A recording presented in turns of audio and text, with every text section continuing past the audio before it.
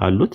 ሳይንስ ኤክስፐሪመንታል ፕሩፍ እና ማቴማቲካል ኢሌጋንስ ያላቸው ነገሮች ከቁርአንና ከዲኑል ኢስላም ጋር ምንም የሚጋጭ ነገር የለውም ብለን ነው ምናምነው። ይሄኛው ያልኩ የካርቦን ዳቲንግ የሚባለው ነገር ላይ ባለፈውም ስነግረው ነበር እንዲያጠና ማለት ነው ለአብዲሳ ብዙ ችግሮች እንዳሉባቸው እነዛ ነገሮች መሳሪያዎቹ ፐርፌክት ናቸው ማለት አይደለም። እርስ በርሳቸው አንደኛው በአንደኛው ሲለካ ኮንትራዲክሽኖች አላቸው ማለት ነው። ለምሳሌ አርገን እና የፕላቲኒየም በሚለኩበት ሰዓት ላይ አንድ አይነት አይደለም።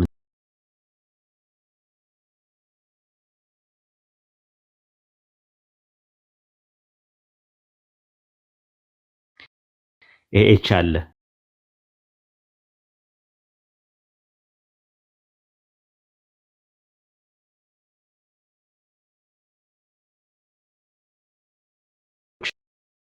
ማለት ድምጽ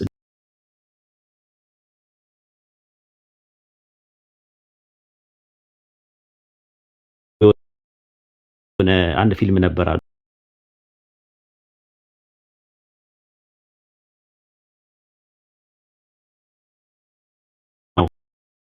ሆኗል። ስለዚህ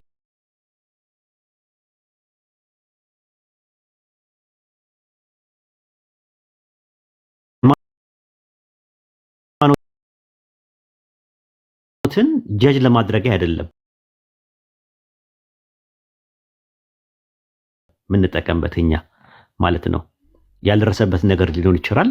ሳይንስ ነው በሃይማኖት ምንመዝነው እኛ ሃይማኖት ሰዎች ነን እንጂ ሃይማኖትን በሳይንስ አንመዝንም። ሃይማኖት መመዘን ያለበት በቤዚክ ትሩዝ ነገሮች ናቸው መመዘን ያለበት። በመመዘን ያለበት በኤቪደንስ ነው እንትን ማለት ያለበት። ያ ነገር ፕራክቲካል ኤቪደንስ አለ ወይ የተለያዩ ነገሮች ኤቪደንስ አለ ወይ የሚለውን ነገር እንትን ምንለው ማለት ነውና ከዛ አንፃር ነው። አይ ቲንክ ጥያቄን ካልመለስኩልህ ዳጎስ ያለ መልስ ሰጣለሁ። ሁለት ልጆችን ልጨምርና ከዛ እንትን ላለው ማለት ነው። አቡኪ እድሉን ላንተ ልስጥና አንተ አውራና ከዛ በኋላ ደግሞ ወንድም ሳላ ኢንሻአላህ ይቀጥላል ማለት ሁለቱ ይቀጥላሉ ማለት ነው። አቡኪ ሰላም አለይኩም ወራህመቱላሂ ወበረካቱ። አለይኩም ሰላም። አልহামዱሊላህ በጣም ጥሩ ጥያቄ ነው ተላ የጠየቀው። እንትን የተመለሰልህ መልስ ደግሞ በጣም ጥሩ ነው። ኢንሻአላህ አካሄዱ እስካሁን ያለው አልহামዱሊላህ በጥሩ ሁኔታ እየቀጠለ ነው። ምንድነው ኡስታዝ እንዳለው ነው ሳይንስ የሚባለው ነገር ገና ደርጅቶ እንትን አላለም። ገና ጨቅላ ነው ያነሷቸው ነገራቶች አሉ። አሁን ፎሲል ዴቲንግ አለ። የተለያዩ የድንጋዮች ወይ ደግሞ ይሄ ሌየር ብለን የምንጠራው የንብብረቶች ጥናት የሚባል ነገር አለ እና ያ የድንጋይ ጥናት ያደርግና ኦኬ ይሄ ድንጋይ ይሄን ያህል ጊዜ ቆይቷል፣ ስለዚህ ምድር ይሄን ያህል ጊዜ ትቆያለች የሚል ነገር ያነሳሉ። ወሊላሂ አልሐምድ ቁርአን ደግሞ የሚገርመው ምንድነው እንደዚህ አጨቃጫቂ የሆኑ ርዕሶች ወይ ደግሞ ቢዮንድ እኛ ልናገኛቸው ማንችላቸው ርዕሶችን የሚዘጋበት ፓርት አለ፣ ልቅ አድርጎ ደግሞ የሚተው ፓርት አለ። ፎር አንተ መርምረህ አገኝ በሚለው ማለት ነው። ተመርምሮ ቢገኝና ኢንኬዝ ያ ነገር ምድር 4 ቢሊዮን ዓመት በፊት የነበረች ብትሆን ወይ ደግሞ ከ6000 ዓመት በፊትም የነበረች ብትሆን የፈለገም ዓመት ቢሆን ከቁርአኑ ጋር የሚጋጭ ነገር አታገኝም በምንም አይነት ሁኔታ ማለት ነው። በምንም አይነት ሁኔታ ልታገኛችሁ። ስለዚህ ከዛ አንፃር አላህ Subhanahu Wa Ta'ala ሰማይና ምድርን የተፈጠረበትን ጊዜ በተወሰነ ደረጃ ሳይንስ ከሚስማማው ፖይንት ጋር አስቀመጠ። ከዛ ውጭ ግን ምን ያህል ጊዜ እስካሁን ይሆናል የሚለውን ልቅ ነው እንግዲህ ፈልጉ ነው አላህ Subhanahu Wa Ta'ala። ፈልገህ ግን ስታገኝ ዕውቀት ደረጃ ላይ እመኑኝ እኛ ፈልገን የምድርን የመቃ አውቴንቲክ የሆነ ማስረጃ ስናገኝ ሱብሃንአላህ ምንል ነው ይመስለኝ። ምክንያቱም ማንኛውም ተአምር የሚባል ነገር ስታገኝ ከቁርአን ጋር ስታመሳከረው ታገኘዋለህ። ሰኑሪሂም አያቲና ፊል አፋቂ ወፊ አንፉሲሂም ሐታ የተበየነ ለሁም አነሁ አልሐቁ ሚን ረቢክ ነው ያለው። ከጌታህ ዘንድ የመጣው ይሄ እውነት መሆኑን እንዲያውቁ ከአድማስ ባሻገር በፀሐይ መውጫ መግቢያ ተአምራቶቻችን እናሳያቸዋለን ያለው አላህ እና ከዛ መካከል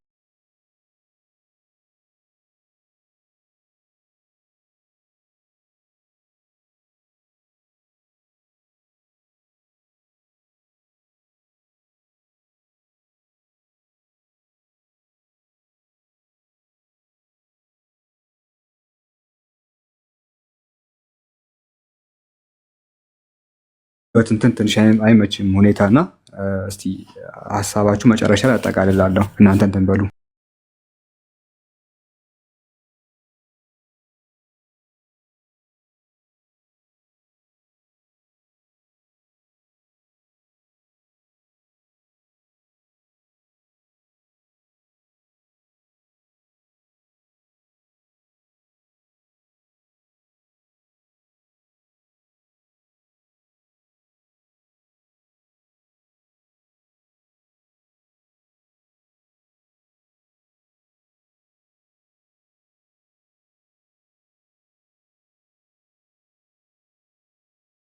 የእናንተም መልስ አጥጋቢ መልስ ነው እና ያው ኡስታዝ ሄድም እንዳለው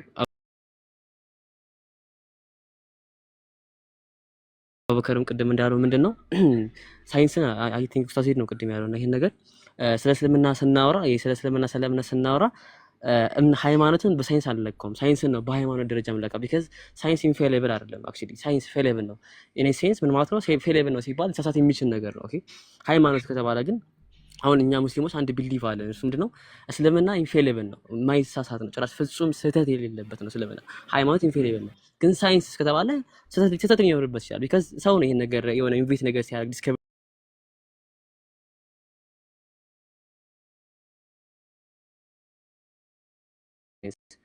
ስለ ሳይንስ ስለ ቁርአን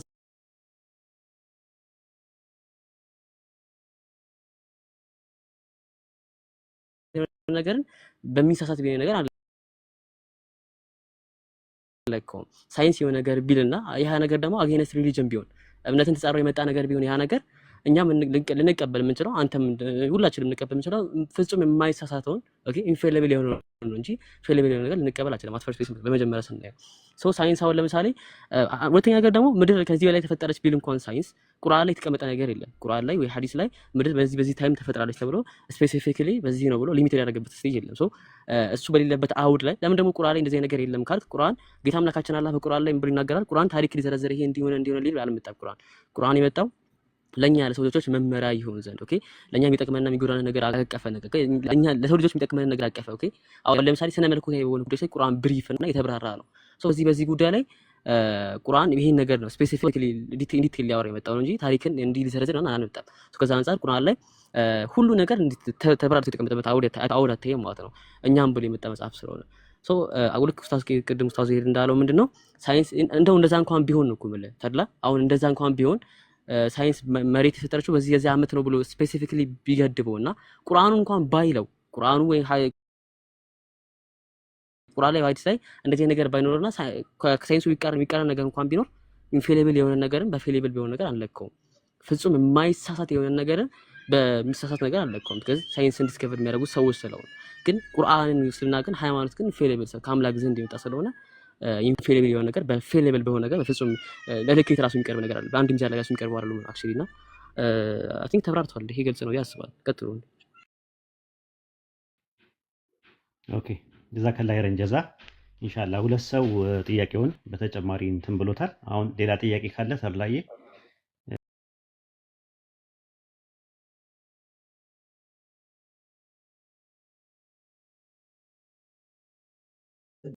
ጋር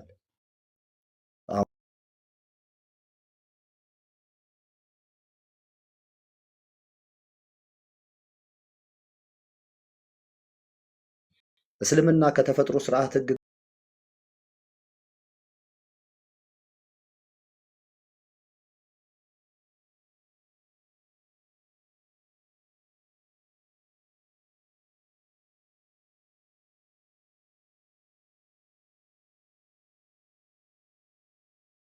ነው ከሱ ጋር የሚቃረን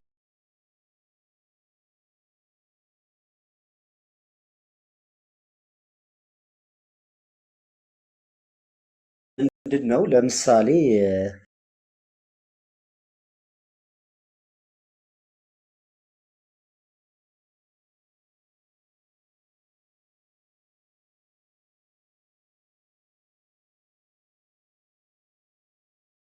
አንድ ዘር ከሆነ ያለው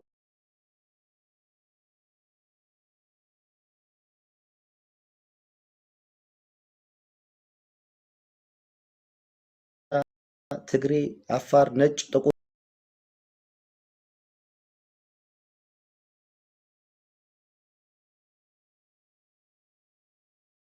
ላይ ስትሆን መቅደስ ውስጥ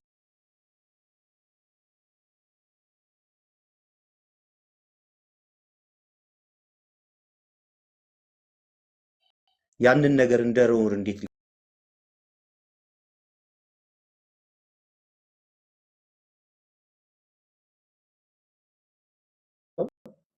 ከሰው በኋላ ነን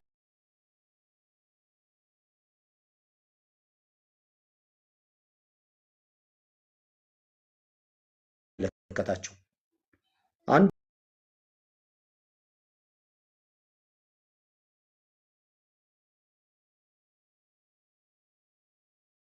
ይቅርታ እንደዛ ብለው ይናረስስ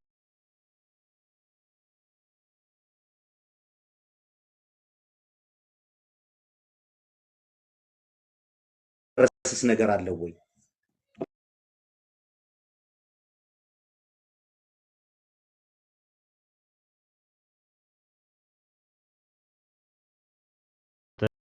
አስራ ሁለት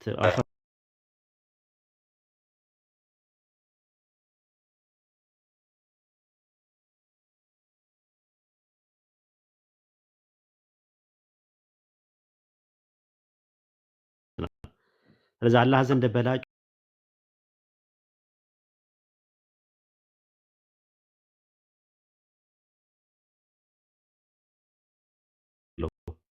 በሱረቱ ሩም ምዕራፍ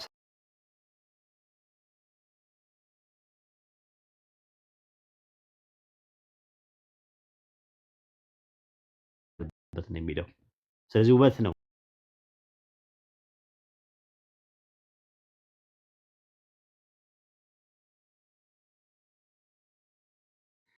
በዓለም ላይ ያለው ዘር አንድ ዘር ነው።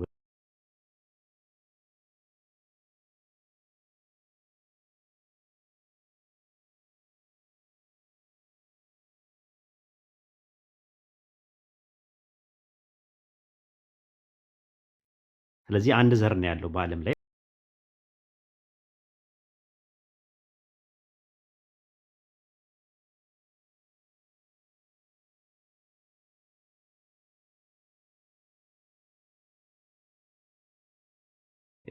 ከሌ አማርኛ ነው ኦሮምኛ ነው ምናምን ልት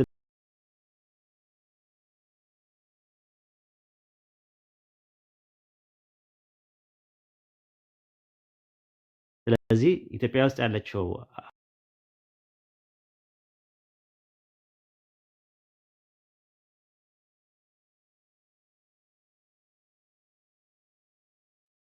ቋንቋ ሆኖ ቋንቋ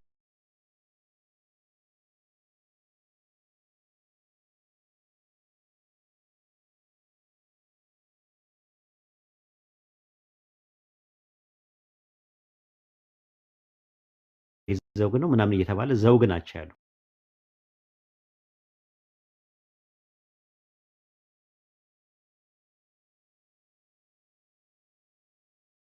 ድረስ ዝቅ እስካላደረክ ድረስ ያኔ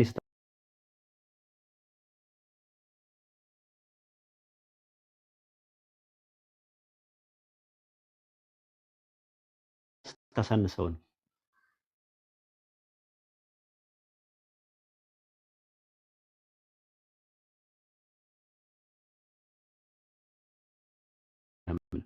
ኢቨን ሳይንስም ኢንቫይሮንመንታል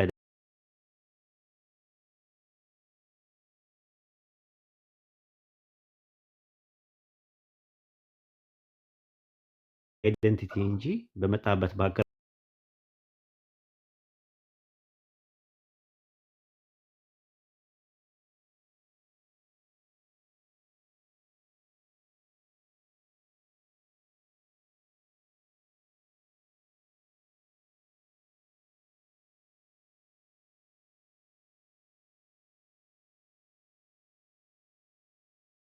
መልስ ነው ይሄ እንትን ላይ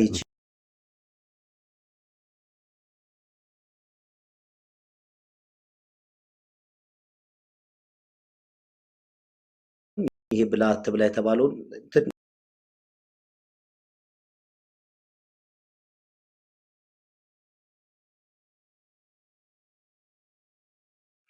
እስልምና እንዴት ብሎ ነው የሚያምነው?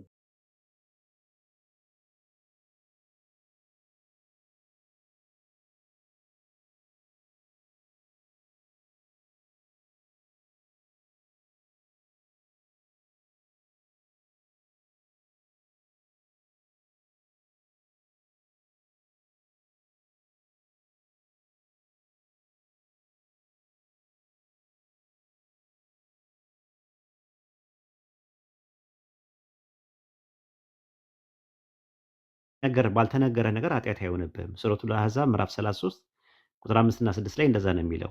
አውቃችሁ ባደረጋችሁት ልቦቻችሁ እያወቀ ባደረጋችሁት ነገር ኃጢአት ይሆንባችኋል፣ ሳታውቁ በምታደርጉት ነገር ኃጢአት አይሆንባችሁም ነው የሚባለው። በኢስላም 3 ትምህርቶች አሉ፣ ስህተት፣ ግድፈትና ጥፋት የሚባሉ አሉ።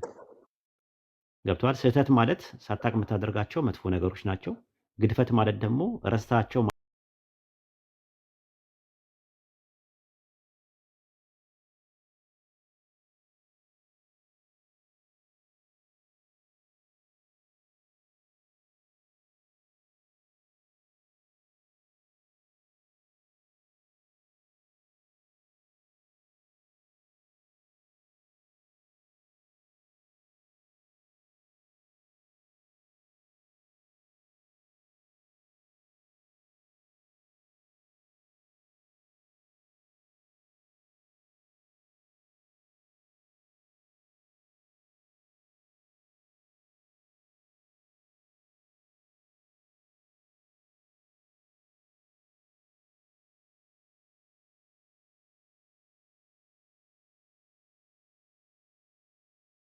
ለዛ ነገር መፍትሄው ምንድነው? ንስሐ መግባት ብቻ ነው፣ መቶበት ብቻ ነው። ወደ አላህ ይቅር በለኝ ብሎ ያ ነገር የራስህ ሐቅና ያላህ ሐቅ ከሆነ አላህን ይቅርታ ትጠይቃለህ። የሰው ሐቅ ከነካ ደግሞ ሰውን ይቅርታ ትጠይቃለህ እንጂ ኃጢአት የሚባል ነገር አደም ለሰራው ነገር እንትን የተባለው ነገር ይቅርታ ጠይቋል። በእኛ በኢስላም ይቅርታ ጠይቋል፣ ምሮታል። ወደኛ የሚመጣ ነገር ምንም ነገር የለም። እዚሁ ያዙልን፣ ምንም የሚመጣ ነገር የለም። አንደኛ ነገር ማለት ነው። ሁለተኛ ነገር ደግሞ አዳም የሰራው ኃጢአት ዛፍ የመብላት ኃጢአት ነው አይደል? ምን አይነት ኃጢአት ነው? ዝሙት ነው?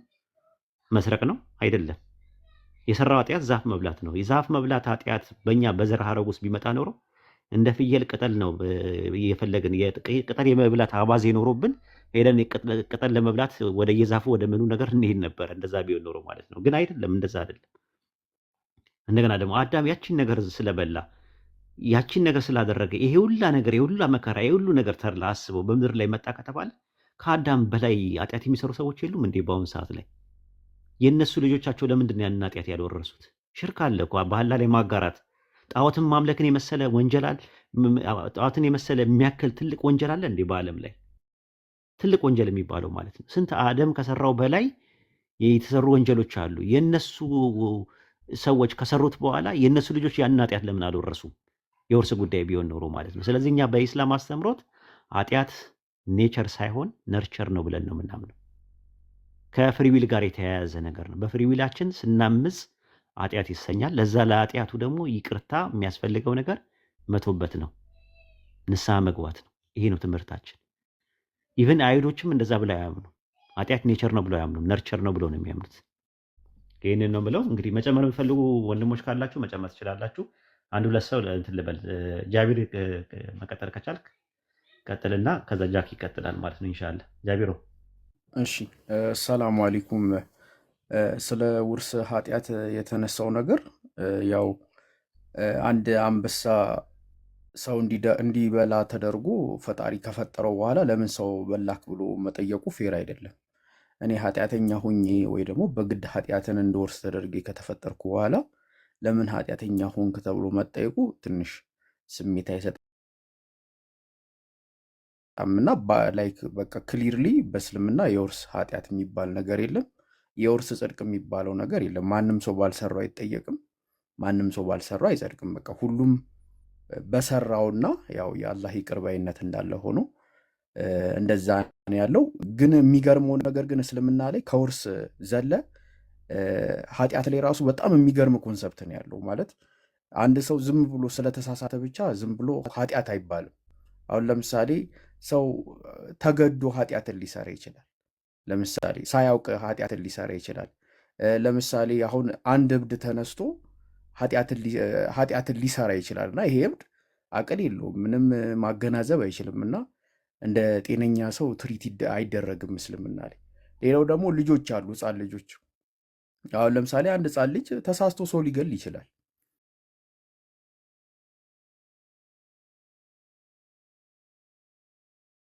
እስልምና የለም እና ተገደህም በምታደርገው ነገር ከአቅም በላይ በሆነ ተገደክ ኃጢአትን ብንሰራም ይሄም ዝም ብሎ እንደ ኖርማል ሰው አንተ እኮ ኃጢአት ሰርተካል ተብሎ ምናምን ነገር እንዲህ በገገሞ የሚቆጠር ነገር የለም። ትሪት የሚደረግባቸው ብዙ አይነት መንገዶች አሉ። ሌላው ደግሞ እስልምና ሃይማኖት ላይ ስለ ኃጢአት ስላነሳው እኔ የምገረምባቸው ሀሳቦች ስለሆኑ እስልምና ላይ ሳቅ በጣም የምገረምበት ሀሳብ ስለሆነ እንድታውቀው ብዬ ነው።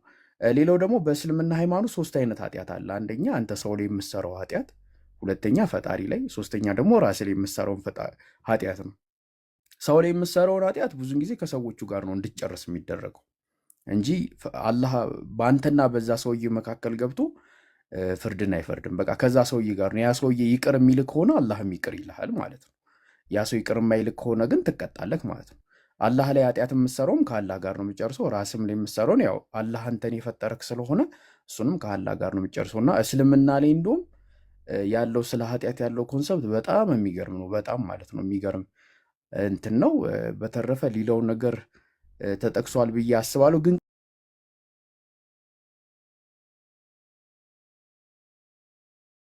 ሃይማኖት ላይ ተፈጥሮን ምን ያህል ከተፈጥሮ ጋር አንድ ላይ ፍሎ እንዴት ያደርጋል የሚለው አይነት ነገር አንስተ ነበርና እስልምና ሃይማኖት ላይ ያሉት ህግጋቶች ወይ ደግሞ አካሄዶች ሞር ወርደ መሬት ላይ የምትኖረው ነው። ለሳክስ ምናምን ነገር እንዲህ እኮ ነው በሰለጠነ ዘመን የሚባል ነገር አይደለም። አብዛኛዎቹን ህጎችን አይታቸው ከሆነ በሌላ ቤተ ሃይማኖቶች ምናልባት ሌሎች ሰዎች ላይ ሲፈጸም ስታየው ኖርማል ሊሆን ይችላል፣ ግን አንተ ላይ ሲመጣ ግን የማትቀበለው ነው የሚሆነው። ለምሳሌ አንድ ሰውን ቢገል በአሰቃቂ ሁኔታ ቢገል በሌሎች ሃይማኖቶች ብትሄድ ይቅር ይባል። ለምን ይገደል? ለምን ይቀጣ? ይሄ ቅጣት የማይመስሉ ቅጣቶች ይቀጣልና እነዛን ቅጣቶች ሁሉም ሰው ወደ ራሳቸው መጥቶ ቅጣቱ ይፈጸም ቢባል ማንም ሰው አይስማማ። ፌክ ነው በቃ ይሄ እነንትና ላይ ሲሆን ችግር የለውም እኔ ላይ ሲሆን ግን ችግር አለው የሚል አይነት ማስታመም ነው ያለው። ግን እስልምና ላይ ስትመጣ የሚኖር በቃ ተፈጥሮን ትሪት ያደረገበት መንገድ እያንዳንዱ ከትንሽ ጀምሮ እስከ ትልቅ ደረጃ የሚኖር ወርዶ የሚኖር ህግጋቶችና ይሄ ተፈጥሮን የሚያስታምምበት መንገድ በዚህ መንገድ ነው። ይህን ለማለት ያክል ነው። ቀጥሉ።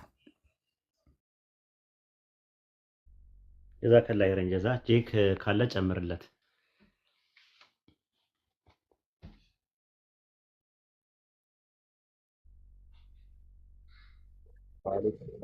ቲንክ እስልምና ከተፈጥሮ ጋር ይጋጫል ወይ የሚለው በፍጹም የሚጋጭ አይደለም። ቅድም ያነሳው ነገር አለ አንድ እንደ ምሳሌ ሴቶችን በዚህ በወር አበባ ወቅት ላይ የአምልኮ ቦታዎች መገኘትን ምናምን አስመልክተው በእስልምና የተፈቀደ ነው። በል መጽሐፎችንም ማንበብ ወደ አምልኮ ቦታዎችንም መቃረብ ለእነሱ የተፈቀደ ነው። ምክንያቱም ይህንን ነገር በራሳቸው የሚቆጣጠሩት ነገር ስላልሆነ ማለት ነው። እንደውም ከእንደዛ አይነት ቦታዎች እንዳይርቁ ነው ያለው አስተምሮ ምንድን ነው? በል ከእንደዚህ አይነት ቦታዎች እንዳይርቁ ነው የሚደረገው። ሌላኛው ከወንጀል ጋር ተያይዞ በተመለከተ ጃቢር ኡስታዝንም በደንብ አንስተውታል። ይሄንን አስመልክቶ አሁን ወንጀሎች ይከፋፈላሉ። ቅድም ጃቢር እንዳለው በእኛና በአምላክ መካከል ያለ ወንጀል አለ። ሌላኛው ደግሞ በእኛና በባሮች መካከል ማለትም ልክ እንደኛ የሆኑ ፍጡሮች በሁለቱ መካከል ያለ ወንጀል አለ እና በእኛና በአምላክ መካከል ከሆነ ያ እንግዲህ አላህ ሱብሓነሁ ወተዓላ ወይንም ጌታችን እሱን ይቅርታ መጠየቅ ብቻ ነው የሚጠበቅብን ማለት ነው። እና ይሄንን አስመልክቶ ጌታችን አላህ ሱብሓነሁ ወተዓላ በምዕራፍ 39 ቁጥር 53 ላይ በሱረቱ ዙመር ማለት ነው ለነዛ በነፍሶቻቸው ላይ ድንበርን ያለፉ ባሮቼ በላቸው ይላል። አለ አንፉሲሂም እኔ الذين اسرفوا على انفسهم لا تقنطوا من رحمة الله ከአላህ እዝነት በፍጹም ተስፋ አትቁረጡ በላቸው ብሎ እነዛ በራሳቸው ላይ ወንጀልን ያለፉ ሰዎችን ወደ ራሱ በማስጠጋት ላይ ይጣራል።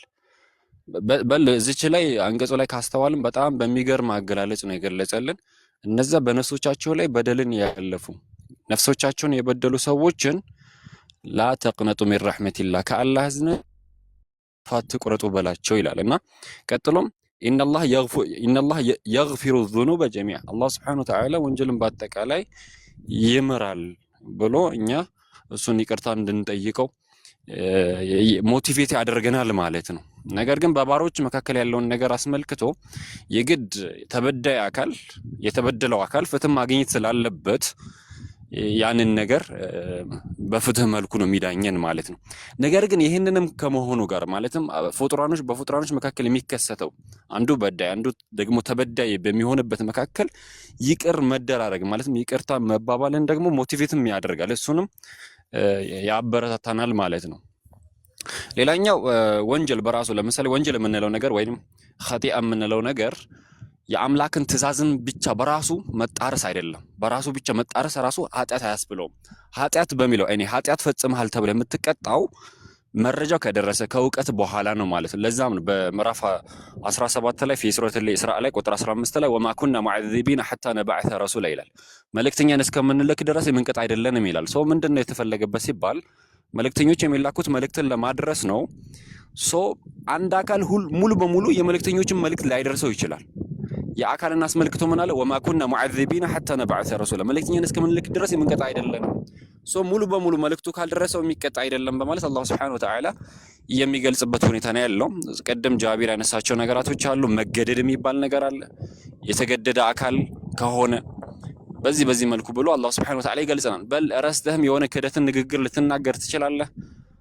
የተለያዩ ረስተህም ባለማወቅም እነዚህ ነገራቶች ይኖራሉ። ነገር ግን አምላክ የሚቀጣህ አውቀህ ሆን ብለህ ከማወቅህ ጋር ደግሞ ማወቅ ብቻ አይደለም ተጠያቂነት የሚያስፈርድ ማለትም ፍርድ የሚያሰጥ እሱ ብቻ አይደለም፣ ከዛ ነገር ላይ ሳትመለስበት ወይንም ሳትጸጸት ካለፍክበት ነው። እነዚህ ኮንዲሽኖች አሉ። ኃጢአቱ ተጠያቂነት ተከትሎት ለመምጣት የራሱ የሆኑ ኮንዲሽኖች መስፈርቶች አሉ። እውቀት፣ መገደድ አለመኖር፣ መርሳት አለመኖር፣ አላቂነት አለመኖር ምናምን ተብሎ እነዚህ መስፈርቶች ተሟልቶ በቃ ፍጹም ምንም አይነት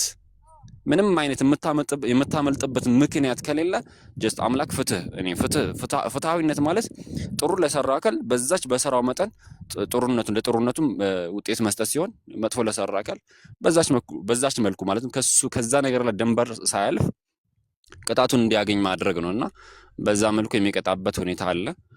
አላህ ሱብሓነሁ ወተዓላ ወላ የዙሊሙ ረቡከ አሐደን ይላል። ጌታህ ማንንም የሚበድል አይደለም፣ ጌታህ እኮ ማንንም የሚበድል አይደለም በማለት አላህ ሱብሓነሁ ወተዓላ ይናገራል።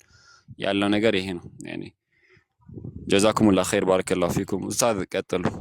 ጀዛከላህ ኸይረን ጀዛ ማለት ተርላ አለ አለሁ የት ሄዳለሁ? እነዚህ 6 ህጎች ታውቃቸዋለህ አይደል? በሰው ያለ መራብ፣ መጠማት፣ መብላት መጠጣትና የበላነውና የጠጣነውን ነገር በሌላ መልኩ ከአካላችን የምናስወግደው ነገር 6 ናቸው አይደለ? ያው መሽናትና መጸዳዳትን ጨምሮ ማለት ነው። እነዚህ ነገሮች በተፈጥሮ ውስጥ የተቀመጡ ነገሮች ናቸው እና እነዛን አታድርግ ብትባል ምንድን ነው የምትለው አንተ? በተፈጥሮ የተቀመጠ ነገር ነው እና አታድርግ ብሎ አንድ ሰው ህግ ቢያወጣልህ ምን ታደርጋለህ? አይታሰብም። የማይታሰብ ጥያቄ ነው። ምንም አይነት መልስ የማይኖረው በተፈጥሮ ላይ የተቀመጠ ኃጢአት ማለት ኔቸር ነው ተብሎ ጄኔቲካሊ የመጣ ነገር ነው አንደኛ። ሁለተኛ አንድ ሰው ኃጢአት የሚሰራው ኃጢአተኛ ስለሆነ ነው ማለትና ኃጢአት ሲሰራ ነው ኃጢአተኛ ማለት ልዩነቱ ምንድን ነው?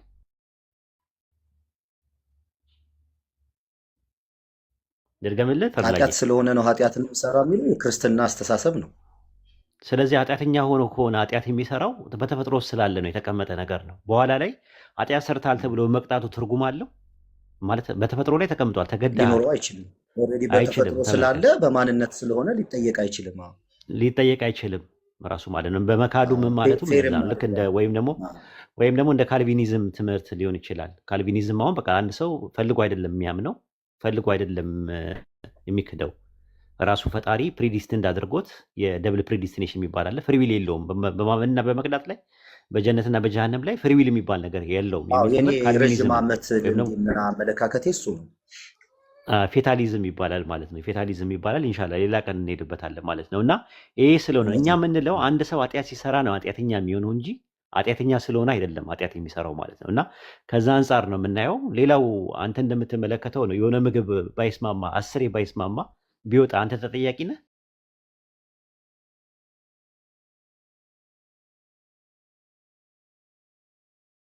በጭራሽ። ልክ እንደዛ ማለት ነው። የማይዋጥልህ ነገር አንዳንድ ጊዜ አንተ ከአይምሮም በቃ ዝም ብለህ ተቀበል ትባላለህ። አንድ ነገር ሃይማኖት ላይ ማለት ነው ያለው የምታየው ኖ፣ እንደዛ አይደለም። ይሄ በተፈጥሮ ላይ የተቀመጠ ነገር ነው። እስልምና ከተፈጥሮ ጋር መቃረን የለበትም።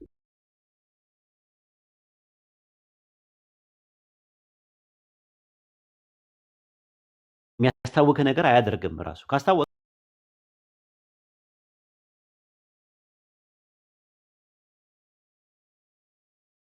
ነው። እውነት ነው። የኢትዮጵያ ሰዎች የወር አበባ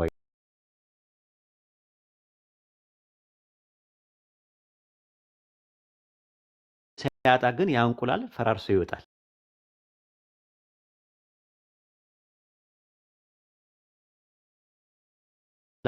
አትጾምም። ጾም ላይ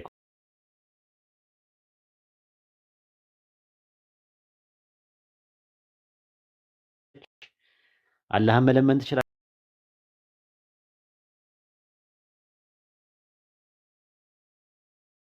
ማለት ያው ይገባሃል ተራክቦ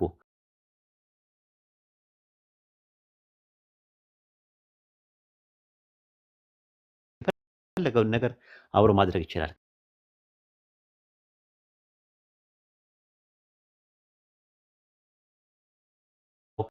ትረክሳለህ፣ ታጠብ እስከ ማታ ድረስ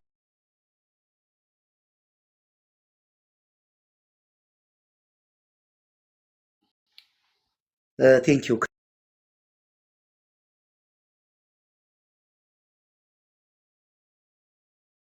የጠየቅኩት እኔን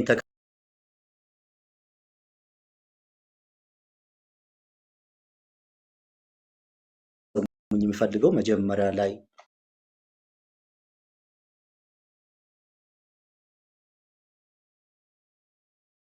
ቶክ ላይ እንግዲህ በብዙ አይነት መልኩ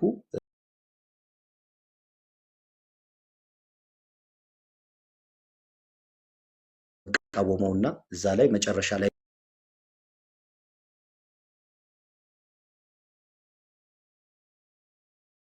በሰው የጀመረው እውቀትና ሐሳብ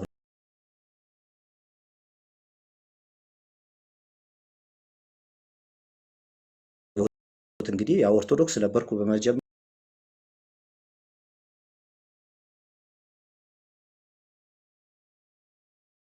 ሰባቱን ዓመት እንኳን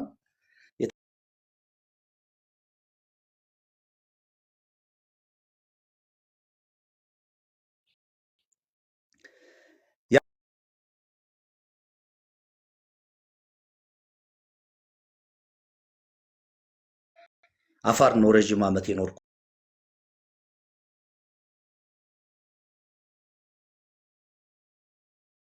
ሌላኛ ፕሮቴስታንት በጣም አክራሪ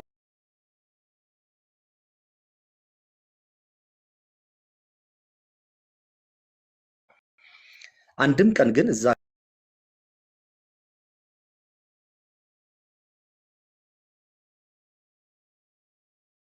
አንድም ቀን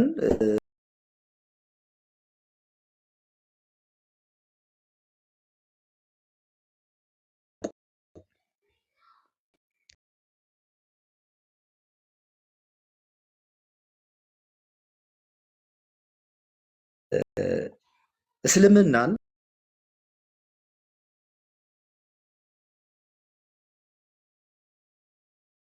ቤተሰቦቼ አባት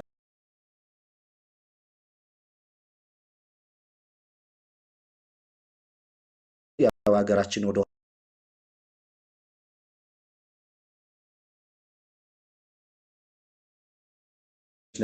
ነገር አመሳስሎ ለሰው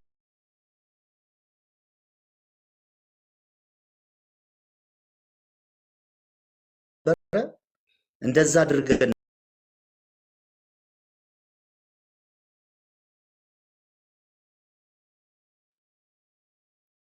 አፋር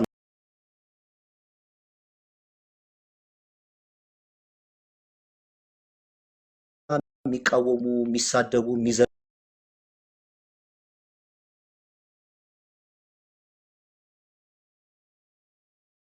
ከእስላም ከሙስሊሞች ጋር ነው።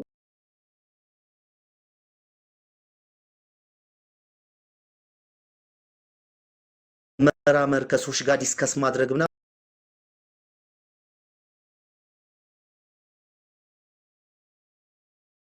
ማየው የምሰማው ነገር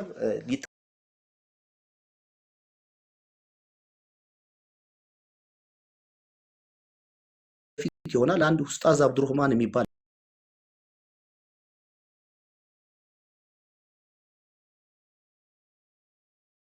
አስታውሳለሁ።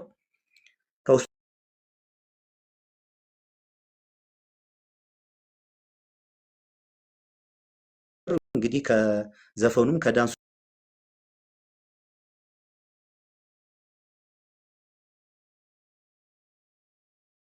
አድርገናል። አንድ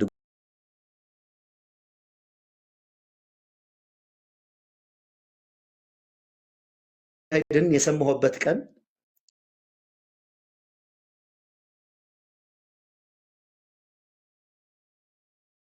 ጊዜ ነው ስለኔ መልካም የምትመኘውና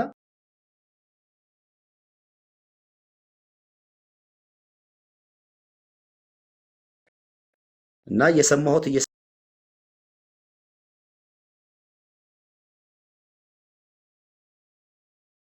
ነገሮችን የሚያነጻጽርበት መንገድ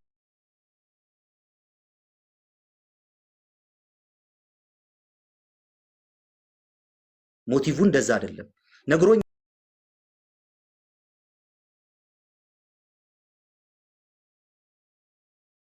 ስራት መስማት ጀመርኩኝ።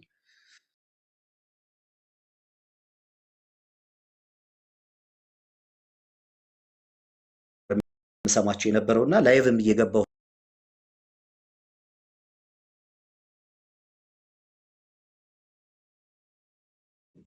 ምንድነው የሚያወራው? በጣም መበስ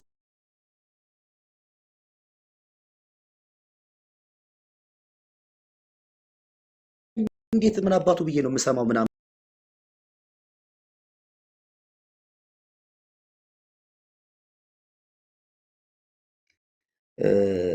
እኔ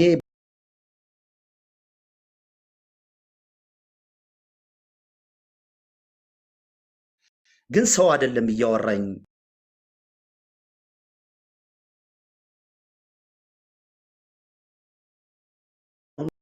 አንድ 6 ወር ሆነ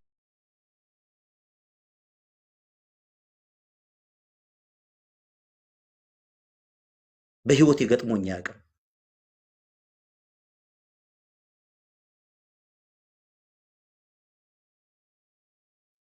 ትብታብ የሌለበት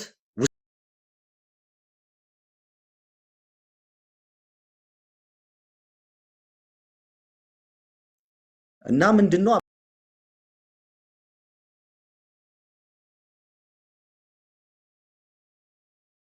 እውቀት ሊኖረን ያስፈልጋል።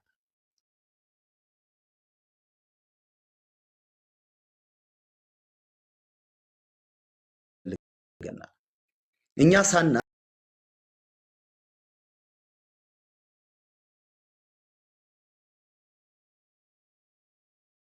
እና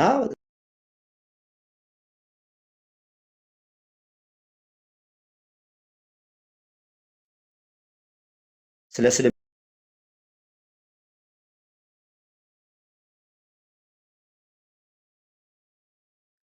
ሙስሊም ነው እሱም ያወራ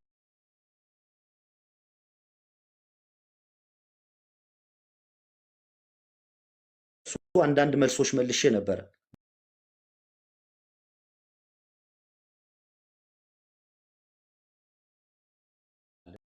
ሙስሊም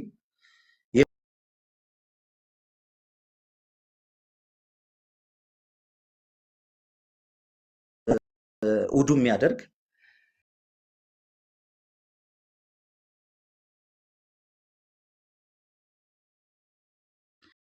በካካ ይታጠባሉ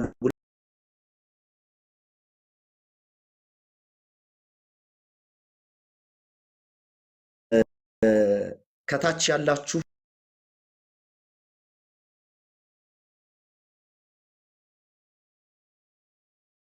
እስልምናን ለመቃወም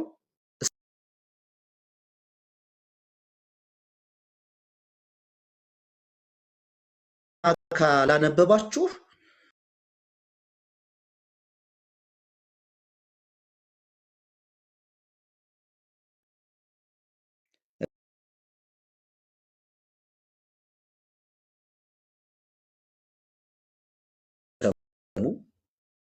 በዛ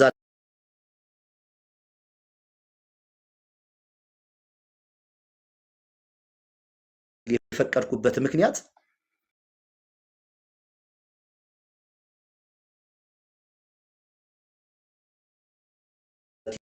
ቲክቶክ በፌስቡክ ያወራ ነውና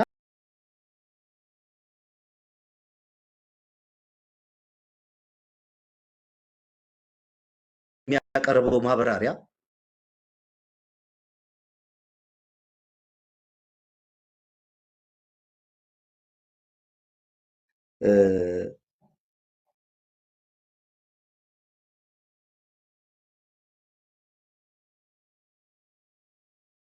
ሰውን ለማትረፍ ስለሆነ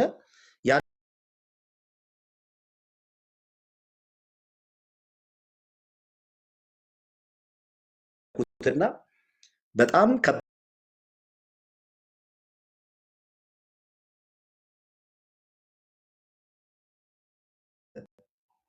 መራም መጣ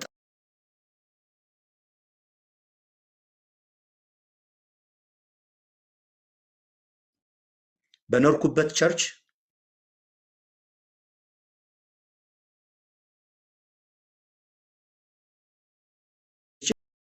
የኋላ ይጀራ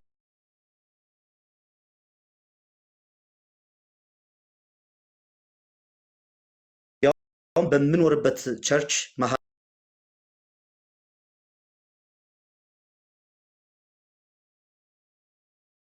ጤነኛ ሰው ነኝ ብዬ በግል ያምናለሁኝ።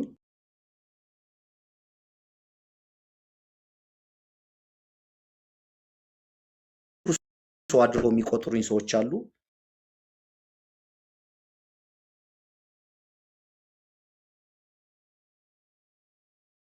አራት ወር እንቅልፍ አጥቼበታለሁኝ።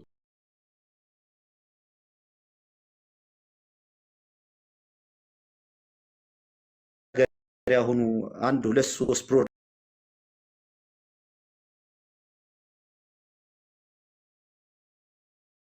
ስትረስ ውስጥና ጫና ውስጥ ነው የነበርኩት።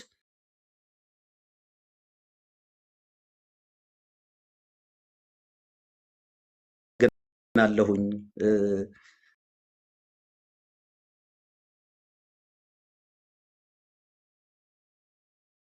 ስለምከታተልህ ግን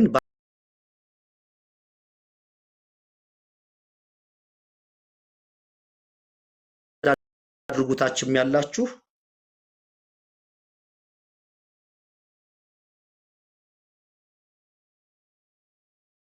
እዚህም ደግሞ አስተማሪ ታደርግልኛለህ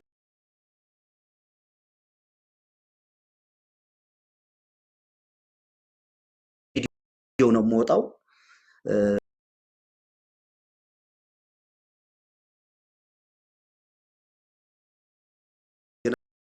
ቪዲዮ ከፍታለሁኝ ሪከርድ አድርጉትና ቀጣይ ፕሮግራሙን ዋሂድ ቀጥል። አሁን መምህሬ ስለሆንኩ ኡስታዝ ዋሂድ ቴንክ ዩ። እሺ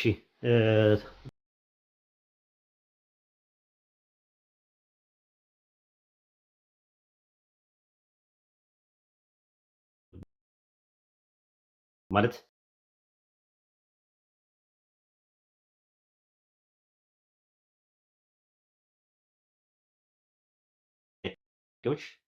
አሁን ሻሃዳ ትይዛለህ ብዬ አልጠበቅኩም ነበር የምር ለመናገር። እኔ እንደው ቢያሰብኩት ሰዓትም በጣም ብዙ ስለሌለብን ምናልባት ሌላ ጊዜ ዛሬ ሳምንትም 2 ሳምንትም ከቻልኩ እኔ ካቻልኩ ደግሞ ወንድሞች ጋር ሪኮመንድ ለማድረግ ወይ ሳላ ጋር ወይ ኢምራን ጋር ወይ ኢብራሂም ጋር ወይ አቡኪ ጋር ወይ አህመድ ጋር ላገናኝ ነበር ያሰብኩት ነበር። ምክንያቱም እኔ ጊዜ የለኝም እና በቀን በቀን ሰሞኑን ኢንተንሲቭሊ ገብተህ ከዛ ጥያቄዎችን ተመልሶልህ ራስህ የሚበጀውን ከሚፋጀው የለየ ሰው ነህ። ብዙ ነገር ታውቃለህ ብዬ አምናለሁ እና ግን ዛሬ እንዲሆን ምርጫ ከሆነ እኔ የመከልከል መብት የለኝም ማለት ነው። ኢንሻላህ እንግዲህ እስልምና ስትቀበል የተጫነ ያስገደደ ወይም ደግሞ የደለለ ሰው አለ? እዚህ የምታውቀው ሰው ማለት እንደዚህ ተጽዕኖ ያደረገብህ ሰው አለ? በእንትን አሉታዊ ተጽዕኖ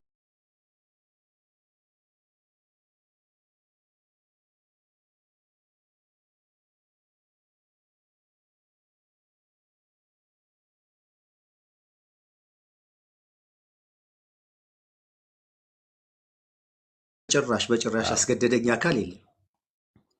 ግን ቅድም እንዳልኩ ይሄን ነገር እንድሰማ እንድከታተል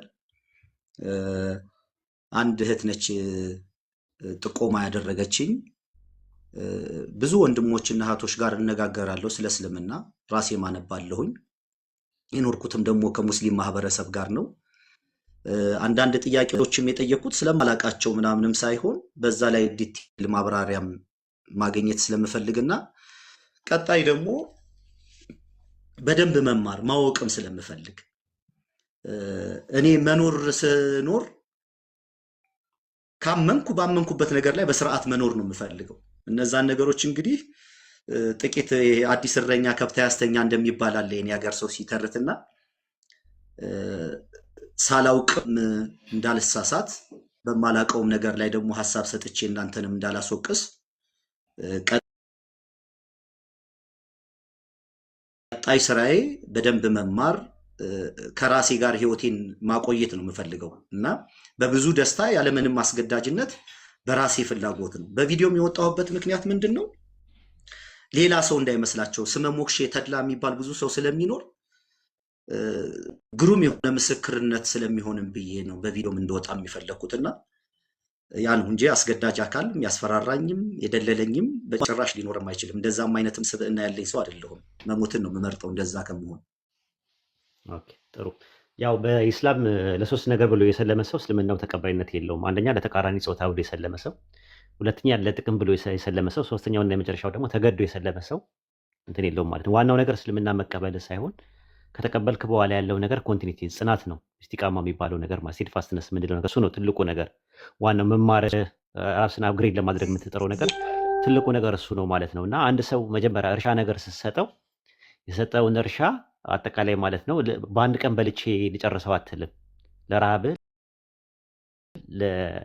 ውስጥ ለጠየቀ ነገር እንትን እያልክ ቀስ እያልክ ነው እንትን የምትለው። እስልምና ጋር እንደዛ ነው። ዋናው እርሻውን አግኘው። ጠዋት ከእንቅልፍ ስትነሳ የፀሐይ ብርሃንን ሙሉን አይደለም የምታገኘው፣ ለአይንህ የሚመጥንህን ነገር ነው የምታገኘው። ባህርም እንዳለ ውቅያኖስ በሰጥ ሁሉንም ጨልጬ ምንድነው በአንዴ ልጠጣው አትልም። ለሚያስፈልገ ለጥማት ያክል ነው ቀርተህ የምትጠጣው። ከዚህ በኋላ እስልምና ጋር ስትመጣ ሰፊ ትምህርት ነው ያለው፣ ሰፊ እውቀት ነው። ሙሉን ልጨርሰው ማለት የምችለው አይደለም። ማናቃቸው ነገሮች ብዙ ነገሮች አሉ። እኛም እየተማረን ያለ ነው። ስለዚህ ወደፊት መማርህ እንትን ማለት እንግዲህ በህዝብ ፊት ቃል ገብተሃል እማራለሁ አውቃለሁ ምናምን ብለን እኛ ጋር ደግሞ ደስ ብሎን ማለት ነው ለምነንህ ነው የምናስተምርህ አይደለም ጠይቀህን ይቅርና ማለት ነው። እኛ የምንለው ከሰለሙ በኋላ እባካችሁ ተማሩ፣ ቁርአን ቅሩ፣ ትምህርት ተማሩ፣ ዲናችሁን ወቁ እባካችሁ ብለን ነው የምንለው እና ይሄን ነው እንትን የምንለው። ኢንሻአላህ እሱን አስተካክለን አሬንጅ አስተማሪዎች አድርገን እንድትማር እናደርጋለን ኢንሻአላህ። እንግዲህ እስልምናን መቀበል ከፈለክ እኔ የምለውን ተከትለ ትላለህ ማለት ነው። ሻሃዳ ትላለህ ማለት ነው። ድምጽ ጠፍቷል። አለሁ እየጠበቅኩ ነው። ኦኬ እኔ የምለውን ተከትለ ትላለህ ማለት ነው። ያው ትርጉሙን መጀመሪያ ልንገርህ። ላኢላሃ ኢለላህ ማለት ከአላህ በስተቀር በሐቅ የሚመለክ አምላክ የለም ማለት ነው። መሐመድ ረሱሉላህ ማለት ደግሞ ረሱል ሰለላሁ ዐለይሂ ወሰለም የአላህ መልእክተኛና ባሪያ ናቸው ብሎ ቁርአን በእሳቸው ላይ የወረደው ቁርአን ያላህ ንግግር ነው ያላህ ቃል ነው ብለህ ታምናለህ። እሳቸው ደግሞ ኦንቶሎጂካሊ እንደኔና እንዳንተ ሰው ናቸው። ከሴት የሚለዩት ጾታቸው ወንድ ነው። ሜታፊዚካሊ ከኛ የሚለዩት ነገር ምንድነው? ሜታፊዚካሊ ነው የሚለዩት፣ በማንነት ይለያሉ። እሳቸው ነብይ ናቸው፣ መልእክተኛ ናቸው። እንደገና ደግሞ የነቢያት ቁንጮና መደምደሚያ ናቸው ማለት ነው። ይሄ ነው እንትኑ። ድረሱልን አንላቸውም፣ አንጠራቸውም፣ ወደ እሳቸው ደዋ እናድርጉ። እሳቸው ፍጡርም ሰውም ስለሆኑ ማለት ነው። ይሄ ነው ያለው ነገር። መልእክተኛ መሆናቸውን ብቻ አንድ ሰው መመስከር አለበት ማለት ነው። እኔ የምለውን ተከትለህ ትላለህ ማለት ነው ኢንሻአላህ። አሽሃዱ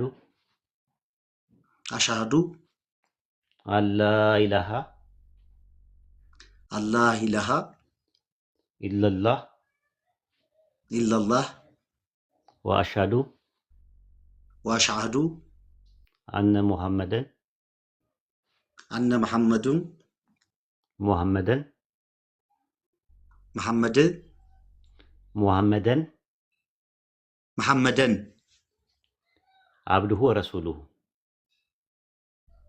አብዱሁ ወረሱሉሁ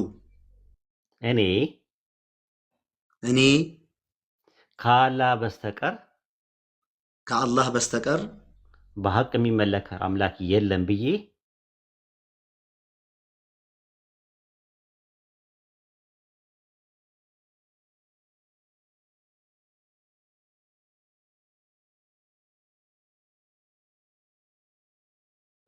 እኔ መሐመድ የአላህ ባሪያና መልእክተኛ መሆኑን የአላህ መልእክተኛና ባሪያ መሆኑን በልቤ አምኜ በአፌ እመሰክራለሁ። በልቤ አምኜ በአፌ እመሰክራለሁ። ማሻአላህ አላህ